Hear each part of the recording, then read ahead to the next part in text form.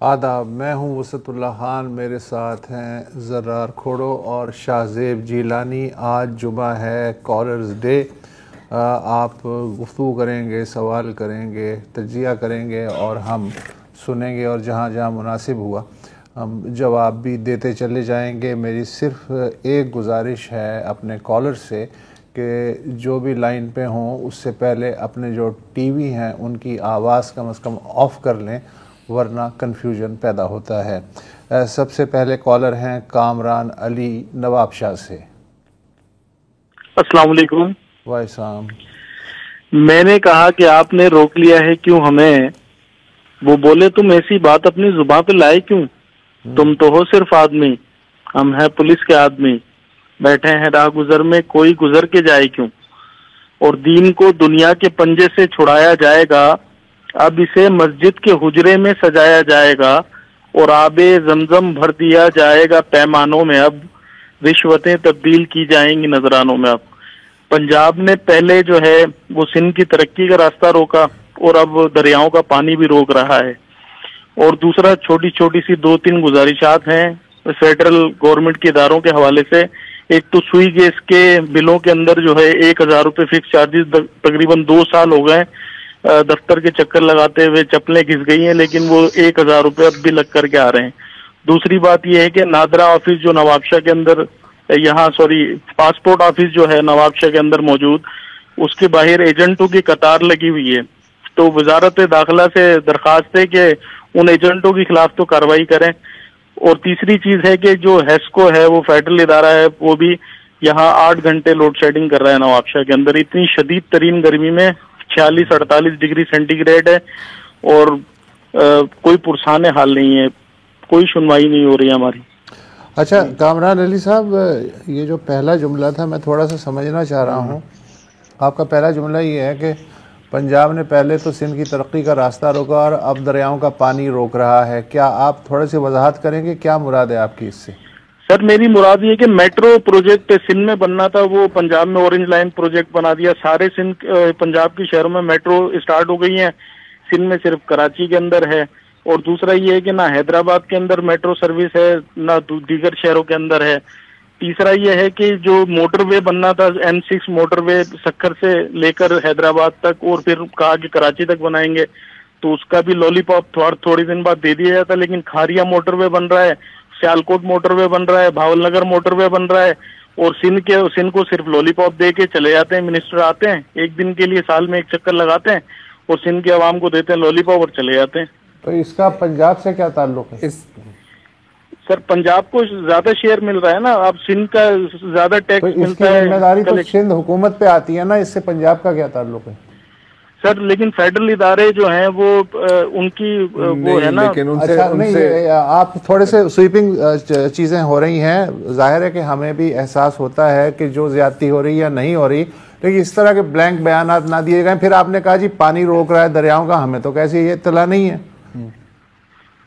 سر پانی تو رک رہا ہے نا سر، یہ اب جو اتنے پروٹیسٹ ہو رہے ہیں، نہیں ایسا نہ کریں، ایسا نہ کریں، دیکھیں یہ زیادہ ہو گیا نا مطلب۔ اور دوسری بات یہ ہے کہ جس موٹر وے کی اسٹریچ کی، اگر یار میں وسعت اور شاذیب اگر میں غلط بول رہا ہوں، غلط کہہ رہا ہوں تو پلیز مجھے کریکٹ کر دیں، یہ وہی موٹر وے ہے نا جس میں وہ بندہ پتہ نہیں کروڑوں اربوں لے کے فرار ہو گیا؟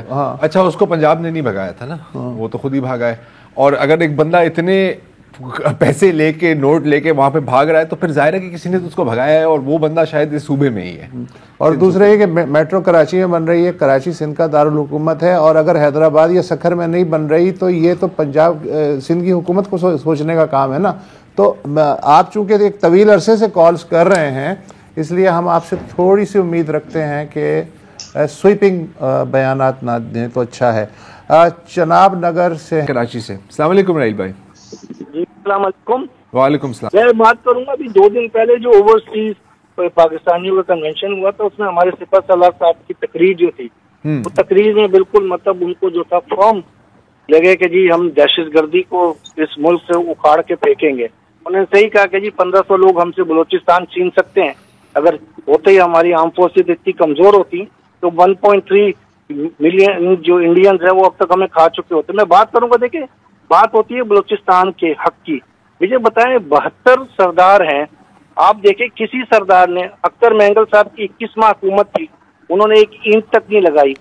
ڈیرا بگٹی میں آپ جائیں دیکھیں جو تھے بگٹی صاحب جو تھے انہوں نے کتنی رائلٹی لی ہے سوئی گیس کی. آپ مجھے بتائیں یہ جو سردار ہیں جو پاکستان کا مطلب یہ بات کرتے ہیں کہ جی بلوچستان کو حق دو، تو وہی تم نے اپنے علاقے میں نہ اسکول ہے نہ کالج ہے نہ ڈسپینسری ہے. تم بلینگ گیم کھیلتے ہو پاکستان کی آرم فورسز کو اور پاکستان کی حکومت کو بلیک میل کرنے کے لیے.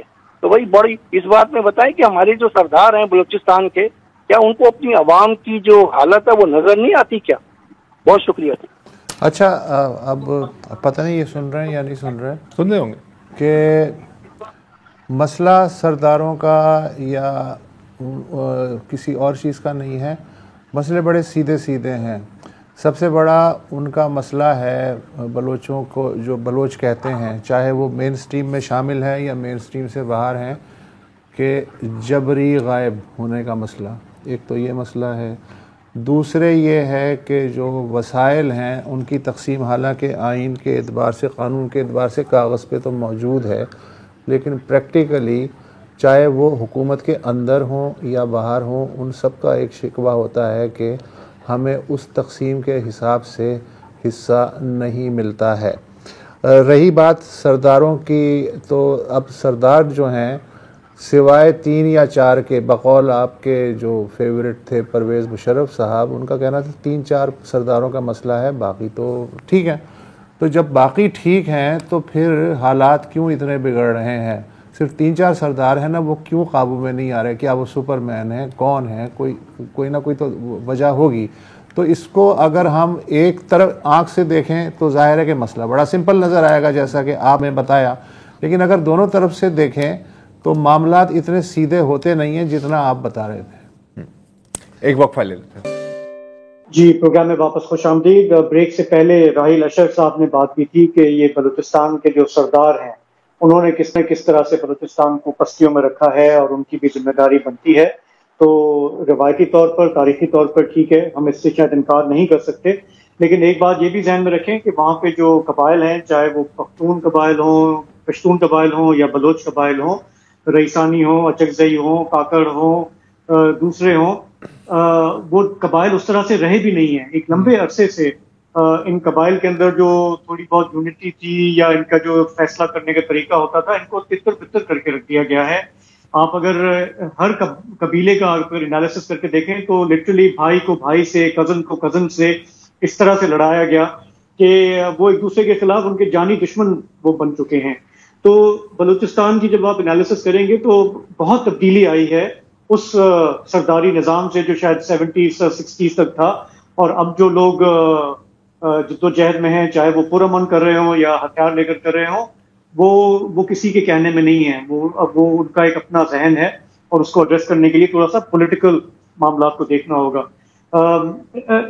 پروگرام کے شروع میں ایک اور ہمیں کامنٹ ہمارے ریگولر کالر ہیں کامران علی صاحب نے پنجاب اور سندھ کے حوالے سے انہوں نے بات کی.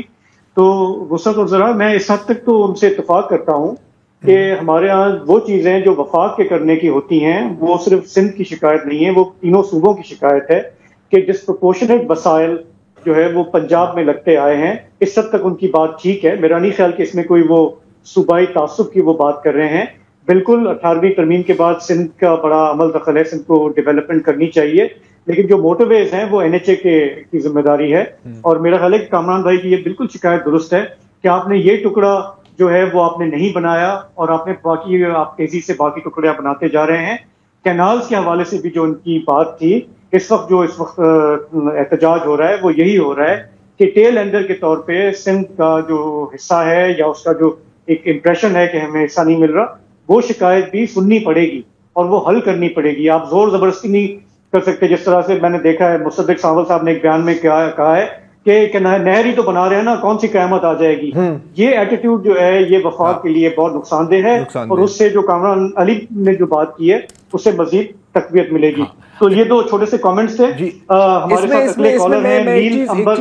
ایک چیز میں ایڈ کرنا چاہ رہا ہوں شاہ زیب، جو آپ نے بھی بات کی ہے نا، کہ بالکل دیکھیں کامران بھائی میرا خیال ہے ہر ہفتے اس اسٹریچ آف موٹر وے پر بات کرتے ہیں. اگر اتنا ہی پریشر سندھ حکومت نے بھی ڈالا ہوتا وفاق پہ تو شاید اس کے بارے میں کچھ ہو گیا ہوتا. اگین کنال کے ایشو پہ بھی ہم نے دیکھا ہے کہ وہ جو ایک سٹانس اب لیا ہے کچھ حد تک, وہ بھی پریشر کی. اور کنال کے ایشو پہ ہم نے بہت تفصیل سے بات کی ہے. ہاں, بٹ آئی مین پوائنٹ صحیح ہے ان کا. ایک چیز ذہن میں رکھیں, دیکھیں جب یہ جو کامران بھائی نے شکایت کی نا, وہ ذہن میں رکھنے کی بات یہ ہے کہ جب بھی ہمارے یہاں نواز شریف صاحب کی حکومت آتی ہے, شہباز شریف کی, پنجاب میں بھی ان کی حکومت ہوتی ہے, اور ہم نے بارہا یہ دیکھا ہے کہ وفاق کے وسائل جو ہیں وہ پنجاب میں ضرور لگتے ہیں, وہ لاہور کو بنانے میں ضرور لگتے ہیں. ان کو ایک ایڈوانٹیج رہا ہے کہ جب آپ وفاق میں ہوتے ہیں تو آپ ظاہر ہے آپ کہتے ہیں کہ جی بڑا صوبہ ہے, ہمیں وہاں پہ وسائل لگانے ہیں, اور ہر کوئی اپنی پولیٹیکل کنسٹیٹوئنسی کو مضبوط کرنے کے لیے لگاتا ہے. سندھ سے آپ نے دیکھا کہ پچھلے اتنے عرصے میں ایک یہ ٹینیور تھا یہ زرداری صاحب والا, اس میں ہمیں شکایت کرنی چاہیے, پیپلز پارٹی سے کرنی چاہیے, لیکن میرا خیال ہے کہ عمومی طور پہ یہ جو تاثر ہے پورے ملک میں کہ سب سے بڑا صوبہ, سب سے وسائل وہاں پہ, سب سے زیادہ خوشحال وہ, تو چھوٹے صوبے کیوں نظر انداز فیل کرتے ہیں. وہ ایک جائز بات ہے, میرا نہیں خیال کہ اس میں جو ہے کوئی صوبائی تاثر. اور مجھے اس میں جو ایک اور چیز جو نظر آ رہی جو زیادہ تشویشناک ہے وہ یہ ہے کہ جو این ایچ اے نے ابھی پنجاب میں منصوبے شروع کیے ہیں وہ تو وفاقی اس سے فنڈ سے آ رہے ہیں, لیکن یہ جو سٹریچ ہے سکھر سے لے کے اور حیدرآباد تک کا یا آر سی ڈی ہائی وے کو ڈبل کرنے کا, اس کے لیے وہ یہ کہہ رہے ہیں کہ تیل کی قیمتوں میں اضافے سے جو عوام کو فائدہ پہنچا ہے وہ عوام تک نہیں پہنچے گا, بلکہ اس سے ہم سڑک بنائیں گے. تو بھیا یہی فارمولہ پھر آپ پنجاب پہ بھی لاگو کر دیں کہ جی ہم آپ کو پیسے نہیں دے رہے ہیں, اس سے آپ کی بھی سڑکیں بنیں گی اور بلوچستان کی بھی بنیں گی اور سندھ کی بھی بنیں گی.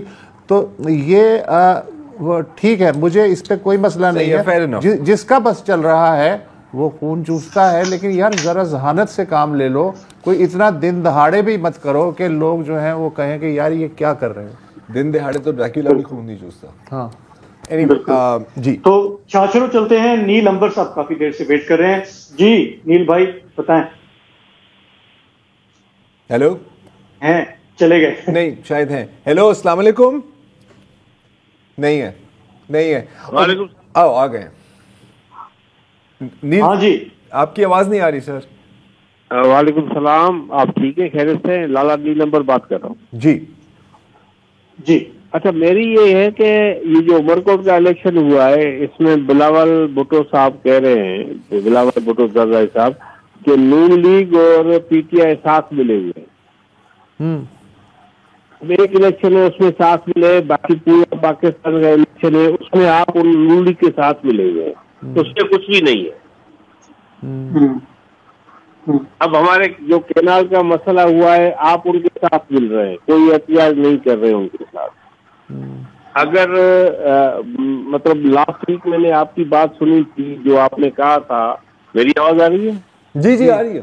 جی آپ نے جو بات کی تھی کہ جو پانی ہم ڈیلٹا میں چھوڑتے ہیں یہ مسئلہ نہیں ہے, یہ ڈیلٹا کا کیا کہتے ہیں حق ہے کہ پانی چھوڑا جائے. جی, اب اس پہ ہمارے جو بھائی ہیں پنجاب کے پی کے جو بھی ہے نا, بھائی ڈیلٹا کی آپ قدیم چلے جائیں, آپ سجاول چلے جائیں, آپ ٹھٹا چلے جائیں, ڈیلٹا کی حالت کیا ہے اس پہ مطلب بلاول بھٹو صاحب کچھ بھی نہیں کہہ رہے.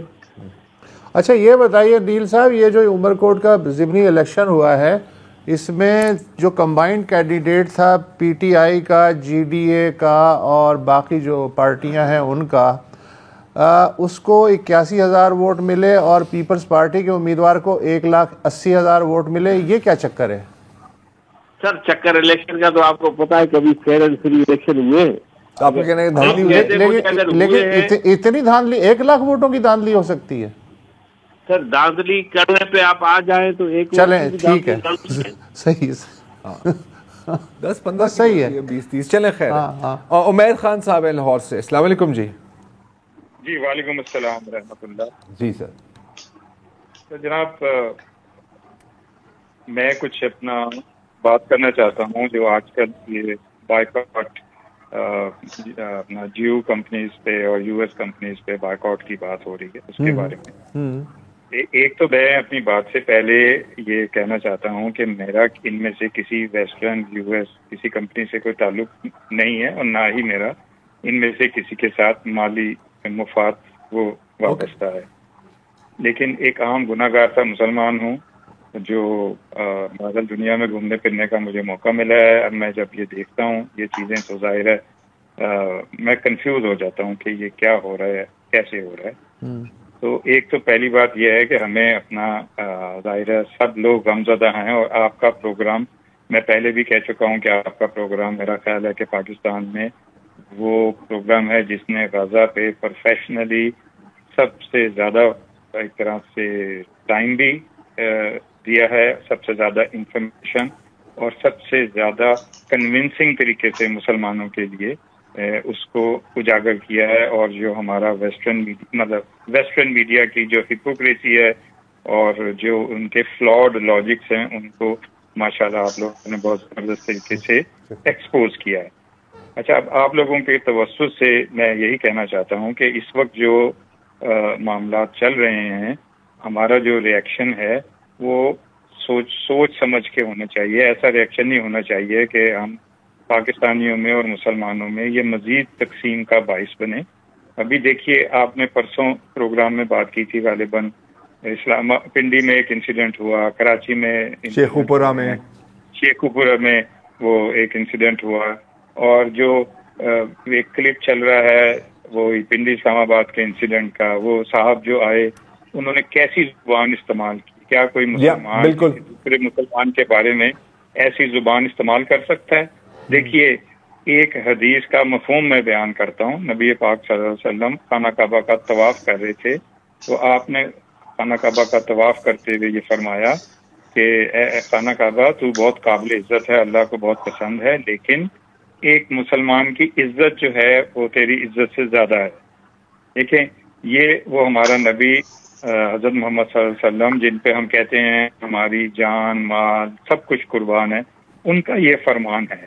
تو ہم ان کو چھوڑ کے, ان کے کہے ہوئے کو چھوڑ کے ہم کس کی پیروی کر رہے ہیں جو ہم یہ اس طرح کا ریئیکشن دے رہے ہیں. ٹھیک ہے. اچھا پھر میری بات تھوڑی سی طویل ہوگی. عمیر صاحب اگر آپ اجازت دیں ہمیں ایک وقفہ یہاں پر لینا ہے, آپ لائن پر رہیں, وقفے کے بعد پھر آپ اپنی بات مکمل کر لیں. Welcome back. ہمارے ساتھ عمیر خان ہیں لاہور سے. عمیر صاحب بس ایک گزارش ہے کہ اگر آپ تھوڑی سی مختصر بات کر سکیں, اور بھی کالرز بھی انتظار کریں. جی. اچھا جی, بس میں اپنا یہ کہنا چاہ رہا ہوں کہ دیکھیں آج مطلب ہمارے لاکھوں پاکستانی ہیں جو یہ یو ایس یا ویسٹرن کمپنی سے وابستہ ہیں. اگر ہم ان کا بائیکاٹ کرتے ہیں تو ان کے روزگار کا بندوبست کیا کون کرے گا؟ اس وقت آلریڈی ہم 8-9% ان امپلائمنٹ ریٹ کرتے ہیں, یہ سرکاری اعداد و شمار ہیں. پھر کیا ہم اپنی ٹیکسٹائل کی ایکسپورٹس جو ہیں وہ ویسٹرن کنٹریز کو ہم بند کر دیں اگر ہم نے بائیکاٹ کرنا ہے؟ تو IMF سے لون لینا وہ اس کا بھی ہم بائیکاٹ کر دیں. تو یہ جو لوگ یہ اس طرح کی چیزوں کو ہوا دے رہے ہیں ان کو چاہیے کہ پھر کوئی آلٹرنیٹ ہمیں اس کا سولوشن بھی بتائیں. ٹھیک ہے جناب. یہ دیکھیں ایک نیکسٹ بات یہ ہے کہ ایک ہپوکریسی ہے بہت بڑی کہ یہ چند فوڈ کمپنیز کے پروڈکٹ کی تصویریں لگا کے ہمیں بائیکاٹ کی ترغیب دیتے ہیں اور اس کے لیے یوز کرتے ہیں واٹس ایپ اور دوسرے ڈفرینٹ سوشل میڈیا. تو وہ اس کا بائیکاٹ کیوں نہیں کرتے؟ واٹس ایپ کا بائیکاٹ کیوں نہیں کیا جاتا؟ گوگل کا بائیکاٹ کیوں نہیں کیا جاتا؟ ایپل آئی فون کی وہ بائیکاٹ کی مہم کیوں نہیں چلتی؟ دیکھیں اگر ہم نے یو ایس کمپنیز کو نقصان پہنچانا ہے تو ہمیں یہ سمجھنا چاہیے ہے. دیکھیں یہ دیکھیں جو میٹا کمپنی ہے جو فیس بک واٹس ایپ جس کا ہے, جی ایسی بہت سی کمپنیاں ہیں اور ہر شعبے میں ہیں کہ اگر پیورٹن ہیں ہم تو ہمیں پھر سب کا بائیکاٹ کر دینا چاہیے, ساری چیزیں پھینک دینی چاہیے. لیکن ظاہر ہے کہ وہ یہ ہوشیار دیوانے ہیں بیسیکلی. دیکھیں اگین ایک تو بات ہے کہ پوری امریکن یا پوری ویسٹرن کمپنیز کے بائیکاٹ کی بات کبھی کسی نے کی ہی نہیں ہے, رائٹ. اگر BDS کو بھی آپ دیکھیں تو وہ بڑا سلیکٹیو ہے.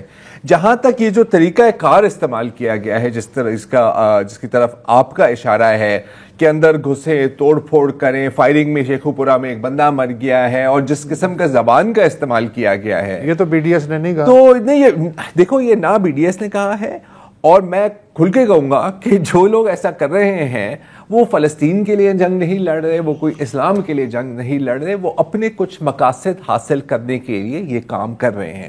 سو ڈونٹ گیٹ کنفیوزڈ. اگر ہم اس پوائنٹ پر آ جائیں نا کہ جی اس سے مطلب اسلام کا کیا ہوگا, تو اس کا مطلب ہے آپ ان کی پچ پہ کھیل رہے ہو.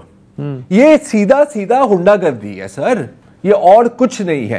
ہزار طریقے ہوتے ہیں یار. ویسٹ میں اسٹار بکس کا بوائیکاٹ ہو رہا ہے, کوئی اندر گھس کے کسی نے وہاں کا شیشے نہیں توڑے. کہیں دنیا میں آپ نے یہی نہیں دیکھا ہوگا.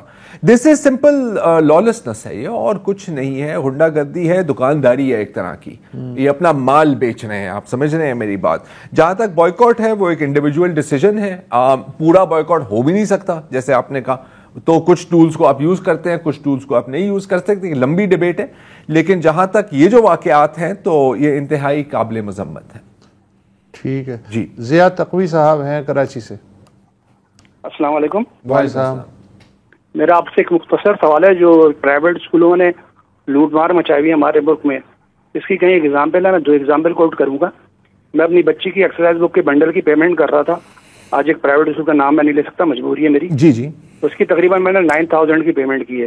اس بنڈل میں 3 جرنل تھے, 6 200 پیجز کی کاپی تھی, 2 100 پیجز کی کاپی تھی, اور 4 رجسٹر تھے, جس کی مارکیٹ میں پرائز میکسیمم 4,000 ہوگی. آپ نے کتنا پے کیا؟ 9,000. ایک اور دوسری ایگزامپل کوٹ کروں گا. میں نے لاسٹ ایئر اپنے بچی کا یونیفارم خریدا تھا ایک اسکول کی ریکمینڈیڈ شاپ سے, جو اس میں اور جو دوسری شاپ میں 1,000 کا فرق تھا. میرا آپ لوگوں سے سوال یہ کہ جو اتنا سیریس میٹر ہے ہمارے پرائیویٹ اسکول کی لوٹ مار کا, اس میں ہمارا میڈیا کیا رول پلے کر رہا ہے؟ انہوں نے جو بلین سے بلینر ہوتے جا رہے ہیں ہمارے پرائیویٹ اسکول کے مالکان, اس میں آپ کا میڈیا کا کوئی رول ہے؟ کوئی آپ ان کی چیزوں کو ہائی لائٹ کرتے ہیں؟ کتنا ٹائم دیتے ہیں ہم ان کی جو لوٹ مار کو ہائی لائٹ کرنے میں؟ Thank you. ہم کتنی چیزوں کو کتنا ٹائم دیتے ہیں؟ ہاں نہیں ہائی لائٹ کرنا یہ جی شاہزیب مسئلہ ہے. شاہزیب کی آواز. نہیں, میں یہ کہہ رہا تھا کہ یہ دیکھیں یہ ہمارے روزمرہ کے ہمارے جو لوگوں کے مسائل ہیں وہ ہمارے انفارچونیٹلی ٹی وی چینلوں پہ آتے ہیں, لیکن اتنا نہیں آتے جتنا آنا چاہیے, کیونکہ ہمارا جو میڈیا ہے وہ obsessed ہے with high politics, یہ جو گورنمنٹ پی ٹی آئی کے معاملات, اندرونی جو ان کی کھچڑی پک رہی ہے. حالانکہ یہ ایشو زیادہ میٹر کرتے ہیں لوگوں کو.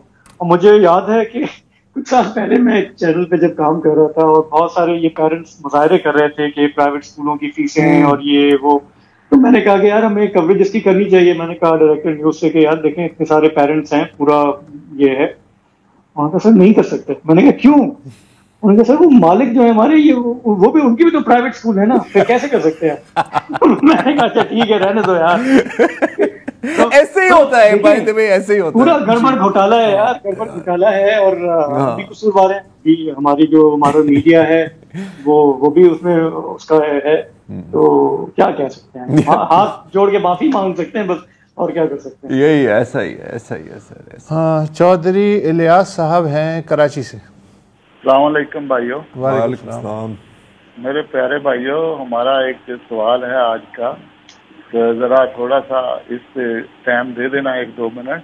یہ غریب عوام کا مسئلہ ہے کہ یہ پٹرول کی جو قیمتیں کم ہوئی ہیں 7 روپے, وہ عوام تک تو نہیں گئی. تقریباً 15-20 کروڑ عوام ہے, غریب ہے جو اس کنٹری میں. ان کا تو پیسہ جب اگر قیمتیں بڑھتی ہیں تو ان کے اوپر لاگو ہو جاتی ہیں. ابھی ان کو جو فائدہ ملنا تھا وہ ان کے نصیب میں نہیں ہوا. لیکن پاکستان پورے 4 صوبوں سمیت وفاق ہر سرکاری ملازم گریڈ 17 سے اوپر 200 لیٹر فری تیل سے شروع کر کے 1000 لیٹر تک ان کو ہر محکمے میں پی ایس او کے کارڈ ملے ہوتے ہیں کہ آپ کو وزیر کو 1500 لیٹر, یہ کسی اور سیکٹری کو 1000 لیٹر, اور گریڈ 18 کو 500 لیٹر, 17 کو 200 لیٹر. جو اتنی تیل کی اگر آپ کیلکولیشن کر کے تھوڑا سا ان کو بھی کہہ دیں کہ آپ بھی اپنا تیل جو ہے فری بند کر کے وہ جو پیسہ ہے وہ بھی روڈ بنانے میں بلوچستان میں سرحد میں ملک میں لگا دیں, کیونکہ آپ نے 1 لاکھ تنخواہ سے 12 لاکھ تک لے گئے ہیں, تو اپنا پٹرول ہی چھوڑ دیں.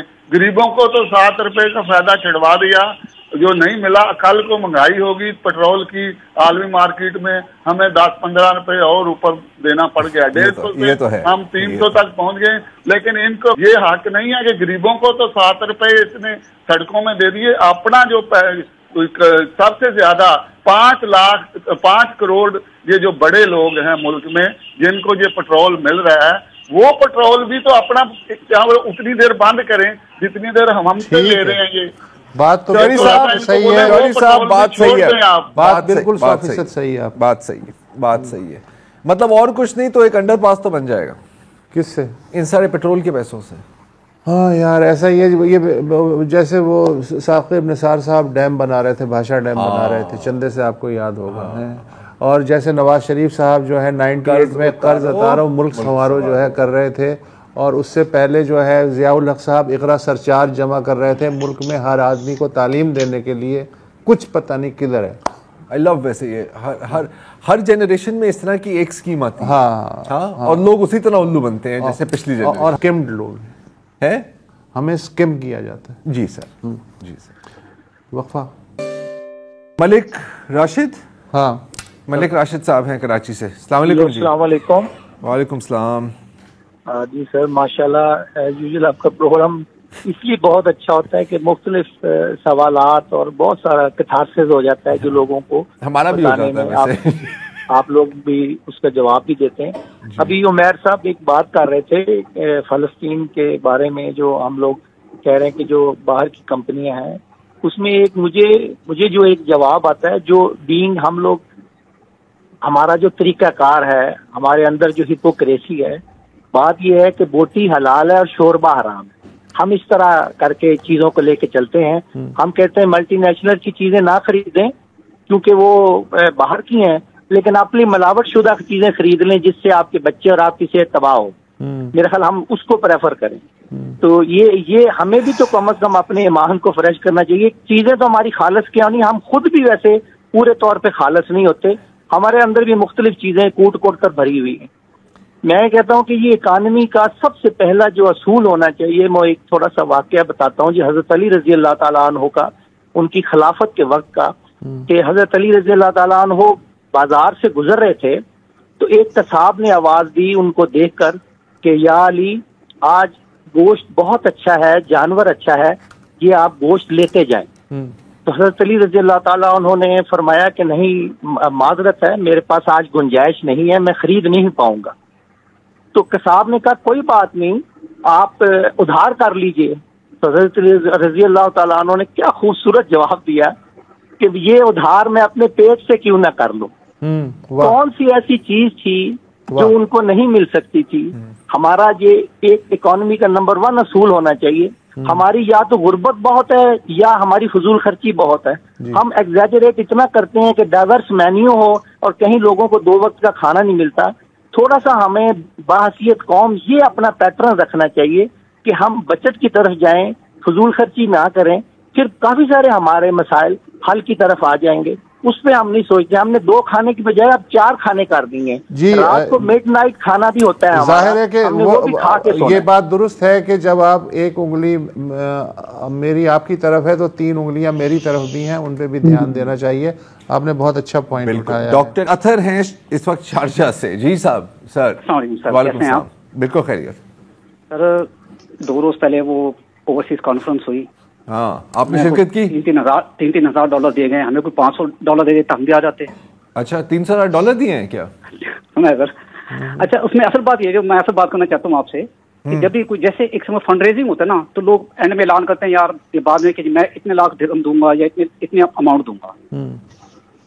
اگر یہ پاسبل نہیں تھا کہ جو آئے تھے لوگ وہ منی کا اعلان کرتے تو کم از کم میاں صاحب خود کھڑے ہو کے کہہ دیتے کہ شریف خاندان جو انویسٹمنٹ باہر کے ممالک میں کر رہا ہے یا کی ہوئی ہے وہ پاکستان لائے گا.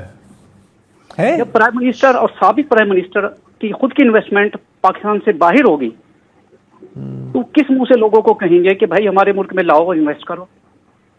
ٹھیک ہے اسی منہ سے کہیں گے. انہوں نے کہہ دیا. میرا خیال ہے آپ سٹیزنز پورٹل پر یہ تجویز دے دیں. ہو سکتا ہے کہ پتہ نہیں چل رہا ہے آج کل سٹیزنز پورٹل میں. انا للہ ہو چکا ہے. اچھا ہو گیا ہے تو پھر آپ خط لکھ دیں. پھر میرا خیال ہے یہی بہتر ہے. ٹویٹ کر دیں، ٹائپ کر دیں ان کو. جی شاہزیب آپ کچھ اس میں ایڈ کرنا چاہیں گے؟ اچھا صحیح ہے. ٹھیک ہے نا. کوئی شریف ملک صاحب ہیں خوشاب سے. Sir hello. السلام علیکم. وعلیکم السلام. السلام علیکم جناب، خیریت ہے؟ تو آپ کا ٹی وی تو نہیں چل رہا؟ نہیں سر، ٹی وی کی آواز میوٹ کی بس آپ ٹائم بہت کم ہے، نٹ سے ذرا بتائیے کیا فرمانا چاہ رہے ہیں آپ؟ سب سے پہلے تو آپ کو مبارک دینی تھی، آپ کے شہر میں گیس نکلی ہے اور پچھلے 20-25 دن سے اس کو آگ لگی ہوئی ہے. خیر مبارک. اب آپ یہ نہیں کہہ سکتے کہ ہمارے پاس گیس نہیں ہے. باقی رہ گیا پانی کا مسئلہ، تو پوری دنیا میں ڈیسیلینیشن پلانٹ لگا کے سمندر کے پانی کو جو ہے وہ صاف کر کے ہمارے پاس ہوتا تھا ہے، لیکن آپ کے شہر کراچی میں آپ کے اپنے حکمران ہیں، پیپلز پارٹی کی حکومت، چوتھی حکومت جا رہی ہے، لیکن انہوں نے ابھی تک اس کے لیے کوئی بندوبست نہیں کیا. دوسری بات میں کرنا چاہتا تھا کہ وزیر اعظم صاحب نے جو ہے وہ زخموں پہ مرہم رکھنے کے لیے جو ہے وہ ہمیں پیٹرول اور ڈیزل کی قیمتوں سے محروم کر دیا ہے اور کہہ رہے ہیں کہ جی ہم بلوچستان کے لوگوں کے زخموں پہ مرہم رکھ رہے ہیں. مسئلہ یہ ہے کہ ماتھے پہ لگے ہوئے زخم کے لیے پٹی جو ہے وہ گھٹنے پہ نہیں باندھی جاتی. ٹھیک ہے نا. گزارش یہ ہے کہ یہ وہ سڑک ہے کراچی کوئٹہ چمن شاہراہ، وہ ہے جو استعمال ہوتی رہی ہے امریکن لاجسٹک کے لیے جب ہم امریکہ کے اتحادی تھے. ان سے جو پیسہ لیتے رہے وہ پیسہ کہاں گیا ہے؟ اس پیسے سے کراچی والی آپ کا جو جملہ تھا نا ابھی گزارش جی شریف صاحب، یہ آپ کا جو جملہ تھا نا اس پر آپ کو کلوز کر دینا. ہاں آپ کہہ گئے، آپ نے بات کر دی وہاں پہ بس. اور کہتے ہیں نا کہ always leave them wanting more. وہاں پر کرٹن گری، ون لائنر دے دیا. امریکیوں کو کہتے ہیں یار RCT ہائی وے بنا کے لاؤ، اتنے ہیوی تم نے ٹریفک چلائی ہے اتنے سالوں تک. بات صحیح ہے ان کی، بات ہے کہ زخم وہ بھی اور یہ بھی. میں تو اس جملے پہ بہت اچھا جملہ ہے. تو اب جھوم لیے آپ، تو بس ہو گیا، کلوز کر دیتے ہیں. انلس شاہ زیب کے پاس کچھ ہے؟ شاہ زیب آپ کچھ ایڈ کرنا چاہیں گے کلوز میں؟ نہیں، بس یہ حرف آخر تھا سر. ہاں بس مشاعرہ ختم ہو گیا، ختم ہو گیا. اجازت دیجیے، خدا حافظ.